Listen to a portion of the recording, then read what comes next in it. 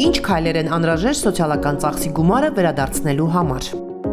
Հարգելի քաղաքացի, եթե դուք հայտարարատու եք եւ հաշվետու տարվա ընթացքում առողջապահական կամ կրթական մասով սոցիալական ծախս եք կատարել, ապա այն ստանալու համար նախ անհրաժեշտ է դիմել համապատասխան հաստատությանը ձեր անունով հաշվարկային փաստաթուղթ դուրս գրելու համար։ Փաստաթուղթը դուրս գրելուց հետո նույն պահին գումարը կարտացոլվի ֆիզիկական անձանց էլեկտրոնային ծառայությունների միասնական համակարգում սոցիալական ծախսեր բաժնում։ Եթե այդ բաժնում եւ հայտարարագրում սոցիալական ծախսի գումարն արդեն տեսնում եք, ուրեմն հայտարարագիրը ներկայացնելուց հետո կարող եք դիմել այն ստանալու համար։ Սակայն կարևոր է իմանալ, որ սոցիալական ծախսի վերադարձի վերաբերյալ դիմումը պետք է ներկայացնել միայն հայտարարագիրն էլեկտրոնային ստորագրությամբ եք հանձնելուց հետո։ Հարգելի քաղաքացի, եթե ցանկանում եք, որ սոցիալական ծախսի գումարը ստանաք մինչև հայտարարագրի ներկայացման վերջնաժամկետը եւ այն փոխանցվի ձեր հաշվեհամարին 3 աշխատանքային օրվա ընթացքում, ապա շատ կարևոր է, որ